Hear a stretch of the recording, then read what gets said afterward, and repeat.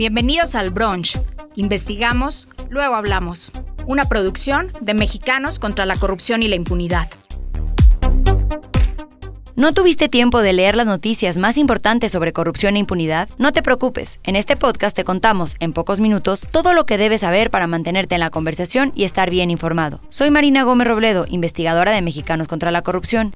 Y hoy, sábado 6 de diciembre, te cuento las noticias más importantes de la semana. Empezaremos con una historia de esas que te hacen dudar aún más sobre la promesa de un gobierno cercano al pueblo. El Palacio Nacional ya no se puede visitar libremente como antes. Seguiremos hablando de un caso más en donde un funcionario mexicano acusado de corrupción se queda sin visa estadounidense. Te contaremos de contratos millonarios otorgados por la Fiscalía General a una empresa que hoy es acusada de huachicol y tráfico de armas. También analizaremos la falta de diálogo del actual gobierno con la oposición y hablaremos de la nueva fiscal Ernestina Godoy. Así que, ¿ya tienes tu café o mimosa lista? Disfrútala y acompáñanos. Hoy comenzamos el brunch con un sorbo de chocolate amargo. Sí, de ese que no es demasiado dulce, pero que nos invita a reflexionar mientras disfrutamos del momento. Aunque sencilla, esta historia está cargada de significado. Resulta que una visita escolar al Palacio Nacional evidenció cómo el arte público a veces se trata como si fuera privado y los intereses ciudadanos quedan relegados. El Palacio Nacional es un edificio del Estado y del pueblo de México. El expresidente López Obrador se mudó de Los Pinos a este palacio, prometiendo mayor cercanía con el pueblo. Sin embargo, parece que ha pasado lo contrario, pues este recinto ya no se puede visitar libremente. Para contarnos de esto, nos acompaña el profesor del Colegio de México, Fernando Nieto Morales. Hace unas semanas intenté hacer algo sencillo. Quise llevar a mis estudiantes a visitar los murales de Diego Rivera en el Palacio Nacional. No era turismo, era una clase sobre cómo el arte público cuenta la historia político-administrativa del país.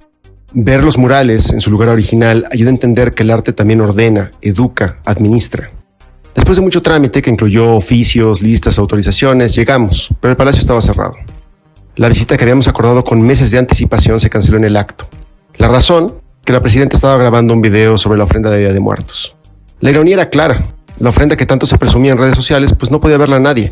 Lo público había quedado subordinado al marketing político. No es la primera vez. Visitas similares se han cancelado una y otra vez desde que el expresidente López Obrador decidió vivir ahí. Esto no es un accidente logístico, es un patrón. Un síntoma de algo más preocupante.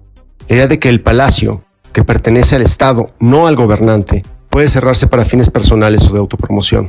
El arte público existe para ser visto. Un mural cerrado pierde todo sentido. Por eso estos gestos importan. Revelan una frontera cada vez más borrosa entre lo público y lo personal, y normalizan que el Estado funcione como si fuera propiedad del poder político. Y eso, en una democracia, nunca debería parecernos normal. Gracias, Fernando, por abrirnos los ojos sobre cómo se gestionan los espacios públicos y cómo su uso indebido refleja la relación del gobierno con la ciudadanía. Definitivamente, un desayuno con un toque amargo, pero necesario. Pasando a nuestro siguiente tema, tenemos que hablar de cómo una empresa que actualmente es investigada por la Fiscalía General de la República por su participación en huachicol y tráfico de armas, anteriormente recibió al menos 30 contratos de la propia Fiscalía por más de 300 millones de pesos. ¿Cómo es esto posible? Para entender más de este tema y sus implicaciones, escuchamos a Verónica Ayala, periodista de Mexicanos contra la Corrupción y la Impunidad, quien ha seguido puntualmente todo lo relacionado con el huachicol y huachicol fiscal.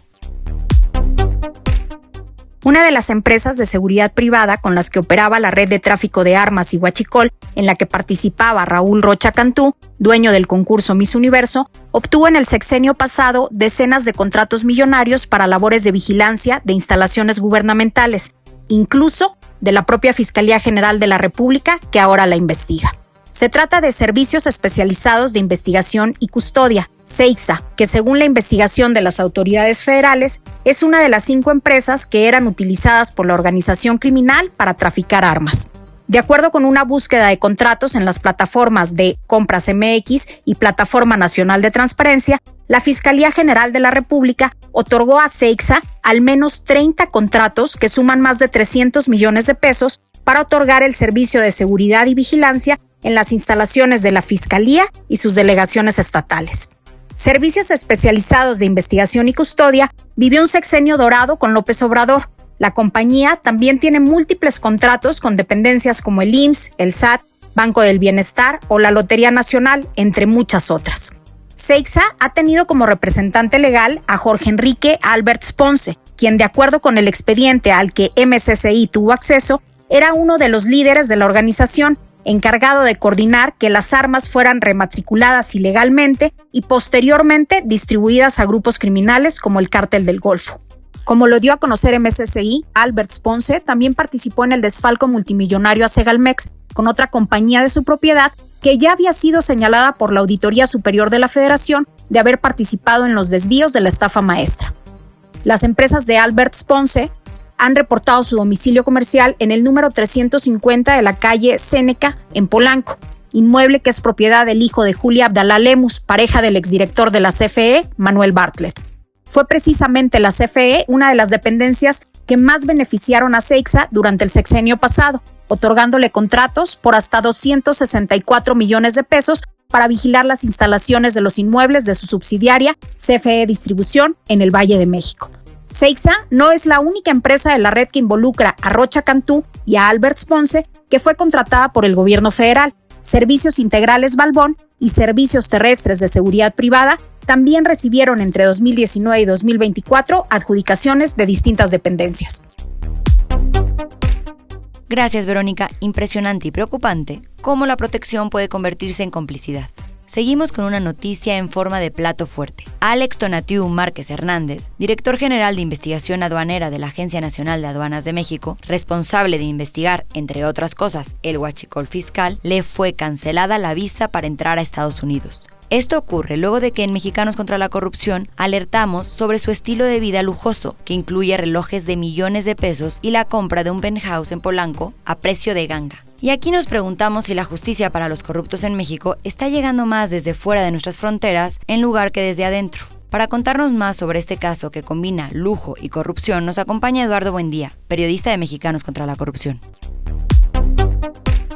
Esta semana, el diario Milenio dio a conocer que el Departamento de Estado de los Estados Unidos canceló la visa a Alex Tonatiuh Márquez Hernández, quien es administrador central de investigación aduanera de la Agencia Nacional de Aduanas, la ANAM. Márquez Hernández, a quienes las redes sociales bautizaron como Lord Relojes, es el funcionario en el que recae la detección e investigación de ilícitos que se cometen en las aduanas, por ejemplo, el llamado huachicol fiscal. A finales de julio de 2025, Mexicanos contra la Corrupción dio a conocer que Alex Tonatiuh es dueño de una colección de relojes de lujo. Entre 2012 y 2017, este directivo adquirió de contado 4 relojes de alta gama por más de 7.5 millones de pesos. Sin embargo, al hacer una revisión de su trayectoria laboral, sus ingresos reportados no alcanzarían para tener una colección así. El primer reloj que reportó, por ejemplo, de más de 1 millón de pesos, fue adquirido en septiembre de 2012 cuando era abogado especializado de validaciones jurídicas y legales de la Contaduría Mayor de Hacienda de la Asamblea Legislativa, cargo que ocupó después de haber trabajado 2 años como asesor parlamentario. Fuentes consultadas aseguraron que el salario de un asesor parlamentario en la Asamblea Legislativa no superaba los 27,000 pesos mensuales. Cuando continuó como abogado de la Contaduría Mayor de Hacienda, compró en mayo de 2015, también de contado, otro reloj de lujo, cuyo precio también reporta en más de 1.1 millones de pesos. El más costoso que presume es un reloj de más de 3.7 millones de pesos que compró en marzo de 2017. En este rango se encuentran relojes de ultralujo de marcas como Patek Philippe, cuyos precios superan los $100,000, una cifra que pues es equivalente a más de 2 millones de pesos. En enero de 2023, Márquez Hernández fue designado como director general de recaudación de la Agencia Nacional de Aduanas de México, como parte del equipo que llegó con Rafael Marín Mollinedo, quien fue nombrado por el expresidente Andrés Manuel López Obrador en diciembre de 2022 y ratificado por el Congreso de la Unión. No obstante, solo permaneció hasta junio en el cargo porque Mollinedo fue nombrado embajador de México ante la Organización Mundial del Comercio. Marín Mollinedo regresó en febrero como titular de la ANAM tras ser designado de nuevo por la presidenta Claudia Sheinbaum y Alex Tonatiuh también se reincorporó ahora al frente de la Dirección General de Investigación Aduanera. El 15 de abril, manifestantes que se identificaron como funcionarios de la ANAM bloquearon el cruce de Avenida Reforma y Eje 1 Poniente, acusando a Márquez de haberles exigido pagos a cambio de sus plazas. Bajo su cargo como responsable de investigar lo que pasa en las aduanas, a Alex Tonatiuh le impacta el escándalo de corrupción que ha significado el huachicol fiscal, que se trata del tráfico de combustible hacia México que declara una fracción arancelaria distinta con el fin de evadir el pago de impuestos, algo que ha generado pérdidas multimillonarias al Estado mexicano. Gracias, Eduardo. Es importante recordar que cuando a la presidenta Claudia Sheinbaum le preguntaron en la conferencia matutina si tras las investigaciones por presunta corrupción en contra de Alex Tonatiuh Márquez seguiría en el cargo, ella se limitó a evadir el tema y transferir la responsabilidad a la Secretaría Anticorrupción. Lo tiene que definir la Secretaría Anticorrupción. La Secretaría nos va a decir la secretaria. Pero usted conoce el caso a detalle. Sí, no quisiera entrar en este momento en el tema, porque estamos viendo Pemex. Pero la nota que sale en Reforma tiene temas que no son como los pusieron en la nota. Entonces ya se puede hacer la aclaración sin problema. Y en estos casos, cuando puede haber una presunta situación de corrupción, entra la Secretaría Anticorrupción y de Buen Gobierno. Pero mientras tanto él sigue en funciones, normal. En todo caso definiría la Secretaría si no. Definitivamente un brunch con sabor a escándalo y a preguntas sin respuestas sobre cómo se manejan los recursos públicos y cómo su sueldo les alcanza para tanto lujo. Siguiendo con nuestro menú, cambiamos a algo más político, la relación del gobierno con la oposición. Tanto en el sexenio pasado como en este, los reclamos de diversos sectores como transportistas, agricultores, mujeres, familias de víctimas, estudiantes, médicos y empresarios parecen ser ignorados o minimizados por el gobierno. Los reclamos son válidos, pero el diálogo parece brillar por su ausencia. Para hablar sobre la falta de este diálogo y cómo afecta a la democracia, tenemos a María Amparo Casar, que nos comparte su visión sobre la participación ciudadana y las discrepancias con el gobierno. Se ha instalado en la conversación pública la idea de que en México no hay oposición. Esta idea está respaldada por el hecho de que los partidos en el Congreso no tienen ni siquiera un tercio de los legisladores para poder ejercer su poder de veto o para poder hacer que el partido en el gobierno escuche sus propuestas o procese sus iniciativas. Ahora bien, ¿quiere decir esto que no hay oposición, como nos la pasamos diciendo? La presidenta, y yo también, la verdad, la veo por todos lados. Hay un pequeño recuento, bastante desigual por sus causas, por los actores, etcétera, pero que te hablan de una oposición. Ahí están los transportistas, ahí están los agricultores, las mujeres que entre muchas otras cosas reclaman con mucha razón que desapareció el programa para los refugios de mujeres violentadas. Están las familias de las víctimas de homicidio y desapariciones, los contingentes, sí, como se dice, amorfos, pero también apartidistas que se reunieron en la marcha de la generación Z. Están las universidades y centros de educación superior, está la CENTE, están militares retirados que reclaman su aumento salarial, está los familiares y amigos de los 43 desaparecidos de Ayotzinapa, están los médicos, los padres de niños con cáncer, están los más de 120,000 mexicanos y mexicanas que han puesto su firma para validar una iniciativa ante el INE, una iniciativa de reforma electoral que sea más democrática y que no pretenda la perpetuación de un solo partido o la hegemonía de un solo partido en el poder. Están desde luego los colegios y asociaciones de abogados, los empresarios que están ahogados por la extorsión, están indefensos por la persecución fiscal y que no protestan en las calles, por cierto, pero sí dejan de invertir. Está finalmente Somos México, que ya lleva 196 asambleas de 200 que hacen falta para convertirse en una alternativa partidista. Está el movimiento del sombrero en Michoacán por el asesinato artero de Carlos Manzo. En fin, podría yo seguir. Todo esto es oposición. Dice la presidenta que no hay motivos para las movilizaciones y bloqueos, salvo que estos respondan a movilizaciones políticas contra el gobierno. Y otra vez coincido con ella. Los reclamos son obviamente políticos y obviamente contra el gobierno. En lo que no coincido es que estos reclamos vengan de la ultraderecha, de una conspiración internacional, de aquellos que piden la intervención de Estados Unidos o de los, como ella llama, los sopilotes carroñeros, etc. Los casos de descontento son muy reales, ahí están, responden a demandas, hay reclamos y fuertes contra el gobierno por la falta de atención a problemas que existen. No estaría de más, creo yo, de escuchar al ingeniero Cárdenas, cuyas credenciales, y por eso lo menciono, cuyos credenciales de izquierda son inobjetables, que en estos días de tanta discrepancia, de tanto reclamo, en lugar de instalarnos en las descalificaciones, nos instalemos mejor en el diálogo. Ojalá y sus palabras sean escuchadas. Gracias, María Amparo. Es como servir un brunch sin pan. Los ingredientes están, pero algo fundamental falta para que funcione. Y eso que falta es el diálogo. Un diálogo real, y no solo con aquellos que piensan igual.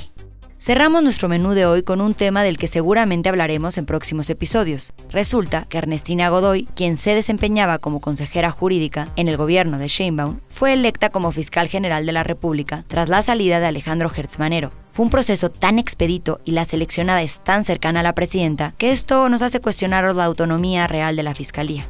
Godoy enfrenta retos enormes para cumplir con las necesidades de un México herido por la corrupción, la inseguridad y la impunidad. Para profundizar nos acompaña Eduardo Rojas, coordinador de Estado de Derecho de la Fundación para la Justicia. La nueva fiscal general de la República, Ernestina Godoy, tendrá que hacerse cargo de diversos pendientes al interior de la institución.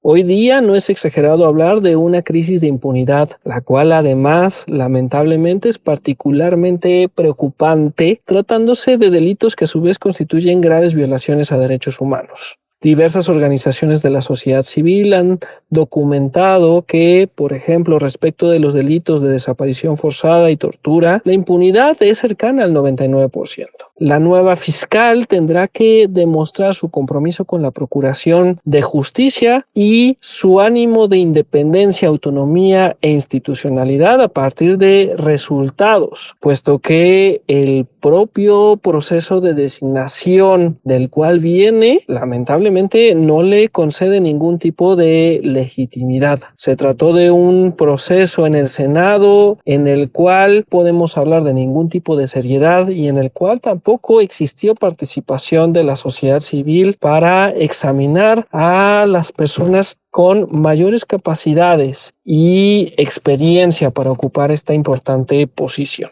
Desde mi punto de vista, lo más urgente o lo más estratégico a fin de que Ernestina Godoy esté en posibilidad de dar resultados es cumplir con aquellas disposiciones que fueron desatendidas o que fueron cumplidas deficientemente por parte de Alejandro Gertz Manero. La propia ley de la Fiscalía General de la República establece, por ejemplo, la instalación de un Consejo Ciudadano que deberá ser integrado por 5 personas de ciudadanía mexicana que hayan demostrado alguna aportación a la procuración o administración de justicia. Si bien esto no es obligación de la persona titular de la Fiscalía General de la República, lo es del Senado, Ernestina Godoy bien debería impulsar la instalación de este consejo, que además se tiene que pronunciar respecto de diversas determinaciones que emita la titular de la Fiscalía General de la República. Una de estas determinaciones es el Plan Estratégico de Procuración de Justicia, que es un documento fundamental. En el mismo se tendrán que definir aquellas prioridades respecto de la actuación de la Fiscalía.